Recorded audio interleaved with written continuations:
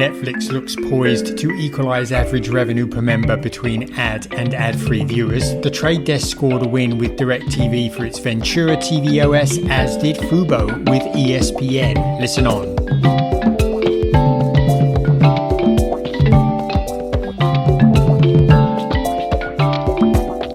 Welcome to this week's edition of Inside the Stream. This is Will Richmond from Video News, and Colin Dixon from N-Screen Media is with me, as always. Colin, how is everything there?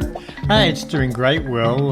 We had a kind of quiet week this week in our business. We're going to do a sort of round the horn this week on a couple of things that might have escaped your notice that we want to just bring to your attention. I think that's what we're planning on doing, right, Will?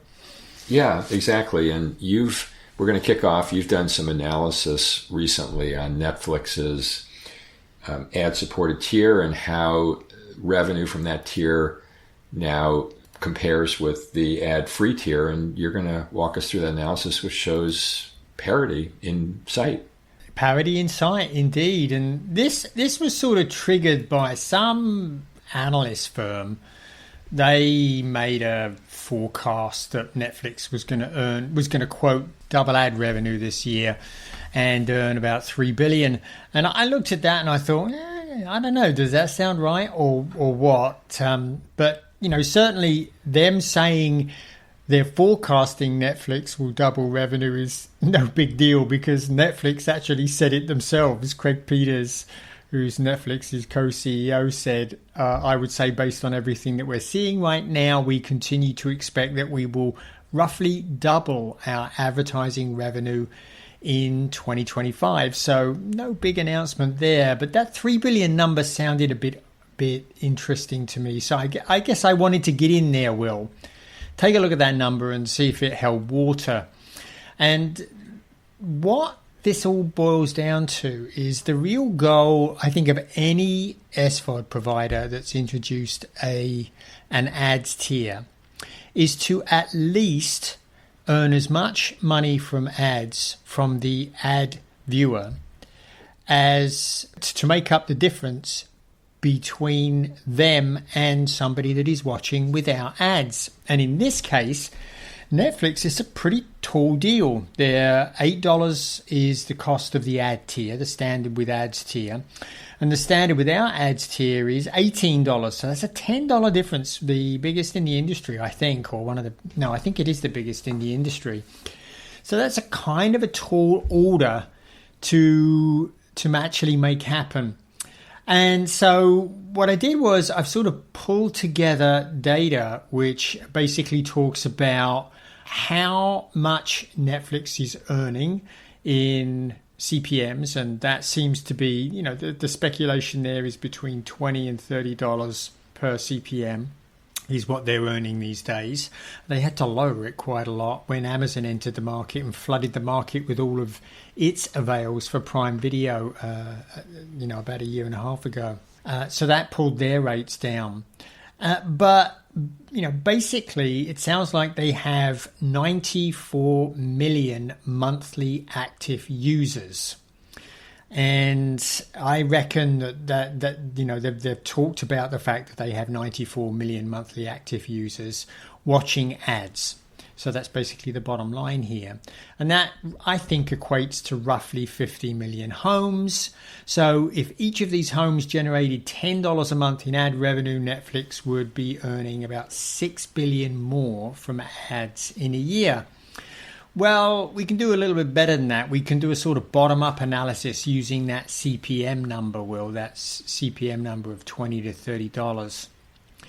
And, basically what we do know, looking at Netflix's watch reports, is that the average subscriber is consuming about 2 hours a day. So that would equate to roughly 1 hour a day for every viewer, right? Because I would guess there's roughly there's 2.5 people per home in the US, and it's a bit higher in Asia and a bit lower in Europe. So, that gives you a rough idea.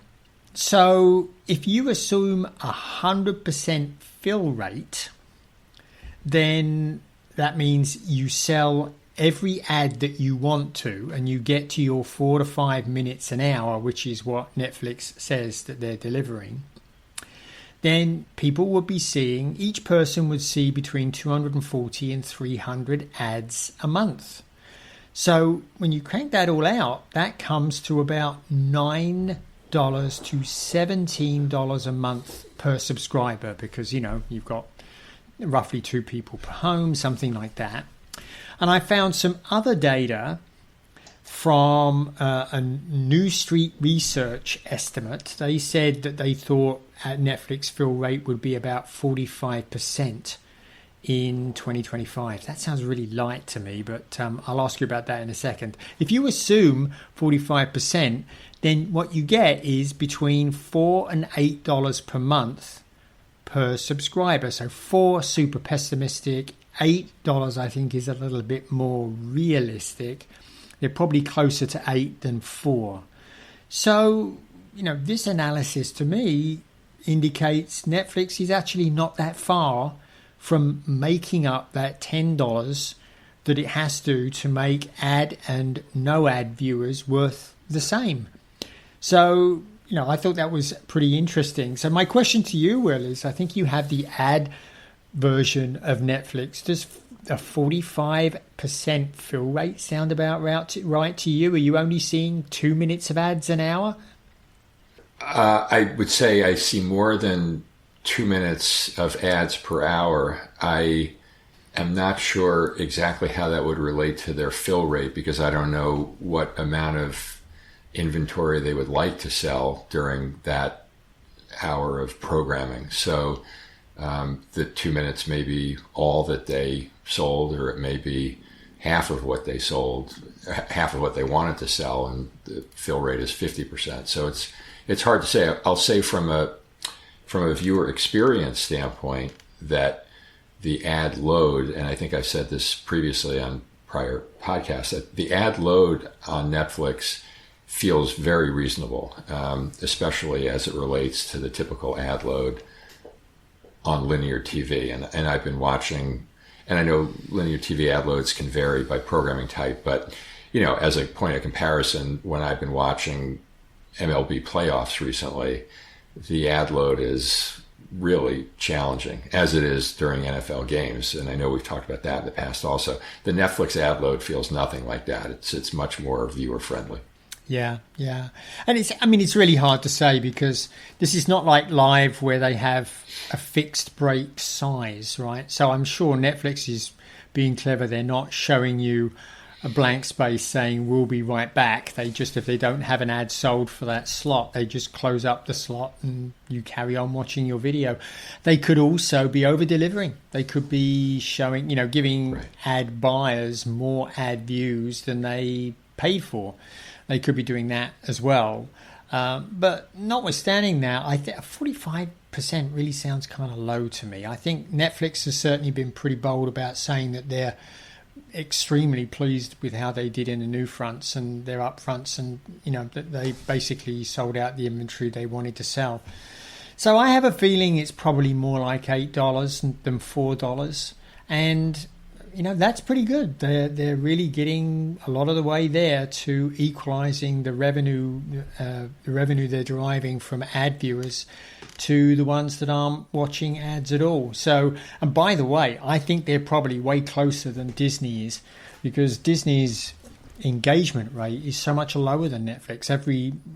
All the data I see shows that even Hulu, its engagement rate is considerably below Netflix. It's one of the highest in the industry. So they're probably quite a ways away from closing that gap. But anyway, it's probably good news for them. And hopefully we'll have more from them on that in the next Q3 earnings call, which I suppose will be coming up here in about a month.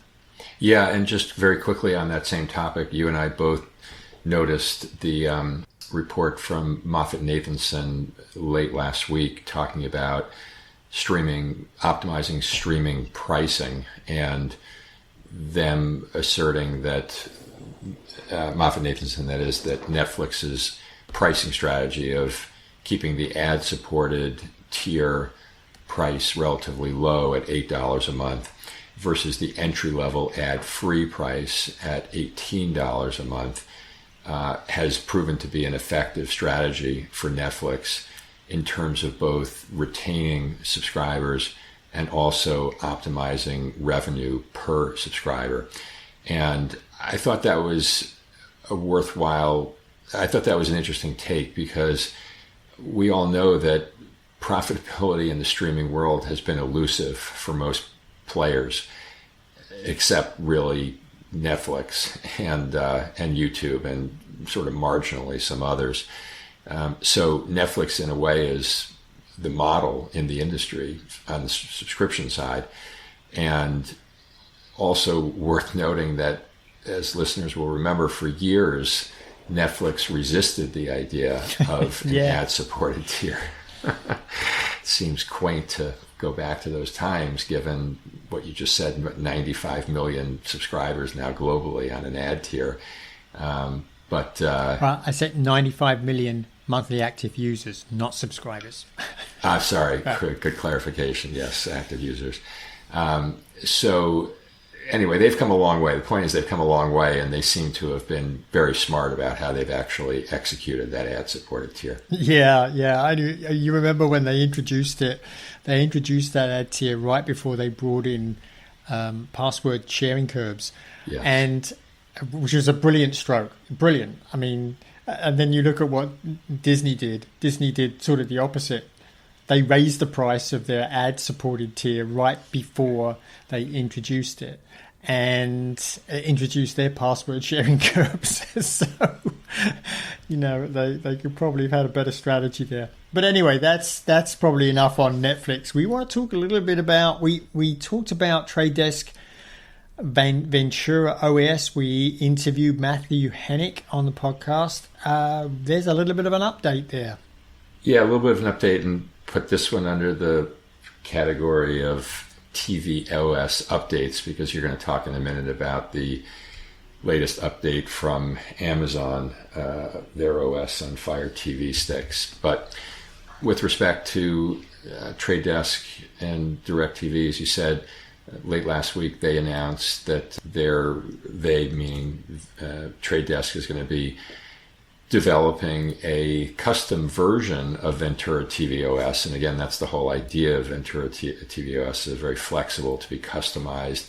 They're going to do that now to incorporate the UI in DirecTV's streaming application, and that this will really, I think, focus on the fast version of, DirecTV. I have not used it myself, full disclosure. My free DirecTV, which is DirecTV's fast service. Listeners will remember we interviewed Matthew Hennick on the podcast maybe 6 weeks or so ago. Then we did a follow-up where we both shared that we were pretty enthusiastic, although cautious, because selling into OEMs and retailers to get Ventura OS actually loaded and running is not a small feat. But it seems like Trade Desk has gotten a win here in this deal with DirecTV. Hopefully provides an additional proof point for Trade Desk to attract interest from other services or device makers or retailers. And we'll wait and see how it looks when it's actually live. But it seemed like a pretty good opportunity for both companies. Yeah, I think so, Will. And obviously Ventura is looking for its first customer. It's looking to release with its first smart TV customer, and now it's got sort of DirecTV putting its shoulder to that wheel as well. DirecTV, of course, is a much better known brand, and one of the things Matthew said very clearly was it didn't want a brand in front of consumers. That was not what it was about. It was all about evening that playing field for advertisers, and it didn't want to sort of get in the way with establishing a Ventura brand itself. Well, DirecTV does have a brand, and that might be appetizing to some of the TV OEMs out there, that they may see that as an advantage. I can't speak to what the experience is in that OS. I've never used DirecTV Stream. It's been a heck of a long time since I looked at DirecTV satellite service. But, they've had plenty of time to develop both experiences, so presumably they're pretty strong. It's good that DirecTV will be contributing its fast service. That's I think good input. That's something that they've been developing over the last year or so. So there's plenty of channels available there, so it can sort of hit the ground running. So I think it'll probably be a useful relationship for both. Agreed. And as I mentioned before, Amazon had a little OS update of its own with Fire TV Stick, and you're going to cover that. I am, yeah. Just a quick note. It's really because they're using such an interesting approach with this new OS called Vega OS, and they're intending for this to replace the Fire TV OS. The reason they're doing this is they say they want to get away from Android. They want to be completely Google independent. The biggest challenge with doing this, Will, is that they have a whole new OS, and so all of the apps that the content providers have would need to be ported to this new OS, which is a tremendous barrier. They've spent a lot of time working with those with the TV service providers to port their apps to Fire TV and integrate them in with that experience. Getting them to do it again for Vega OS when it basically has zero footprint, it's going to be a major challenge. And, I have to say they're inching into the market. They're putting this on one stick. And frankly, that stick with Vega OS is no less expensive than a $44 Fire TV stick with similar specifications, actually better specifications. So I don't know how many takers there'll be in this at first. But let's get back to this issue with the app that's so interesting, the way they've done this. They say there are going to be some native apps. So I imagine, for example, that Prime Video will be a native app running on Vega OS. But what about the rest? Well, they're using the cloud to implement all of the other applications. Why this is so important is it means that the providers don't need to author another app. They can just use their web app or even their Android app because it's running in the cloud. How does this work? Well, it's pretty simple. What happens here is when a user selects, say an app that's built in the cloud, that app runs in the cloud. There's like a virtual screen in the cloud with this app running, and the cloud streams to the television through the stick a picture of what the screen looks like. And all that happens is every time you press a button on the remote, that button press gets sent up into the cloud, and the cloud implements the change in the interface. If you scroll left or scroll right, all of that stuff is done in the cloud. And this, as I say, this neatly sidesteps all the problems with porting all of the apps onto Vega OS. They're all running in the cloud. They can use, they can use their web app, they can use their Android app, whatever they're comfortable with. They can have that running in the cloud. And this dovetails so perfectly with Amazon's AWS, of course. They can all run on Amazon Web Services. So this is a very neat solution to that problem of apps. Now, how it performs and whether consumers are going to embrace it, that's another question. My gut is that the apps will perform just fine, that it won't even matter that they're not running on the actual device, because if you don't have a fast web connection, you're not streaming web video anyway, so there's really no difference, I think, if you run it in the cloud or if you run it on the device. But of course we won't know until we get to try it. So I guess that's a call out to me. I should buy one and I'll report back what I find. And if they're successful, they will wean themselves off of Android and be independent of Google, which, of course, as you noted before, has to be a very important objective of Amazon's. Highly desirable, I would imagine. Well, let's wrap up, Colin, just briefly. We were both intrigued by this news from Fubo that, speaking of independence, that it is now incorporating ESPN content directly into its app. why don't you go ahead and tell us a little about that?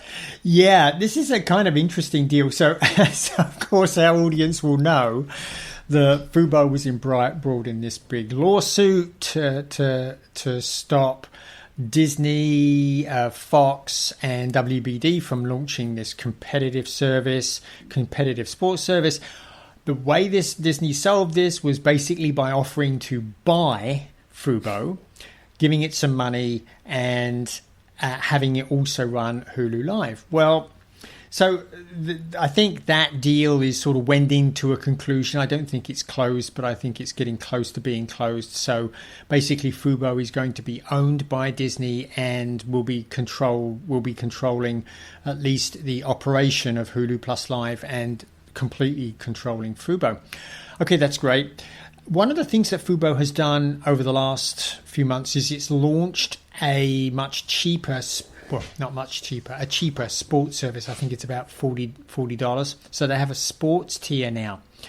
Well, what they have done is they have leveraged this special relationship with Disney and ESPN, and they are now ingesting all of the content that would be delivered in the ESPN app, or that is being delivered into the ESPN, or at least most of the ESPN app content.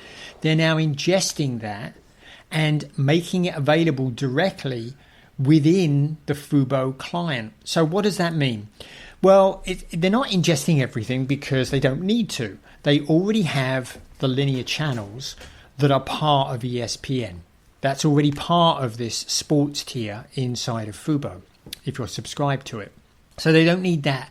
So it's basically all of the on-demand content that has been created, especially for the ESPN app, plus any special services, any special games that are being streamed that are not included in the channels. So that's what we're talking about here. And so they've all been integrated. This is a pretty big deal, I think, if you're a subscriber to that tier, because you don't need to now switch to ESPN, the other app, to log in to find whatever content it was that you were looking for. So that's all to the good, I think. Now, if you're not subscribed to that tier, if you're subscribed to one of Fubo's higher tiers, ironically, you won't have access to that content embedded in the Fubo app. You will still need to go to ESPN app to get that.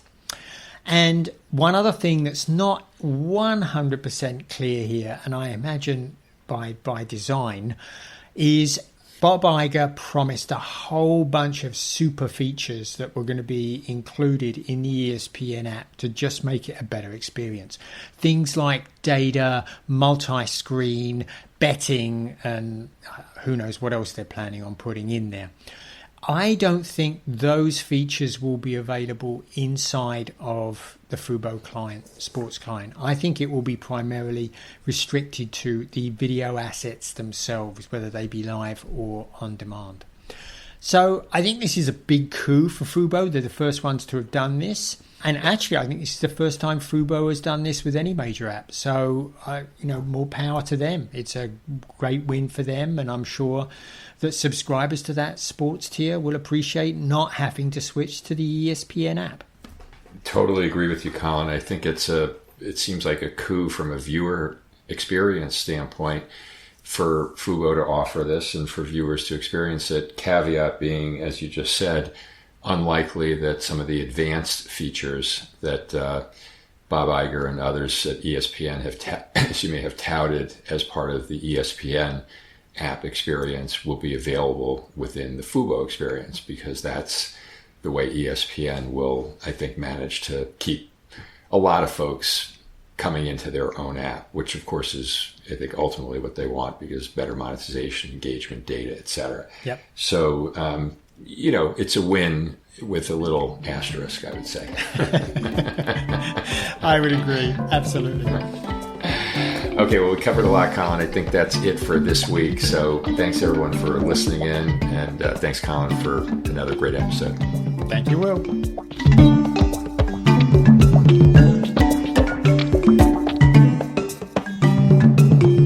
Inside the Stream is a production of In-Screen Media and Video News, all rights reserved.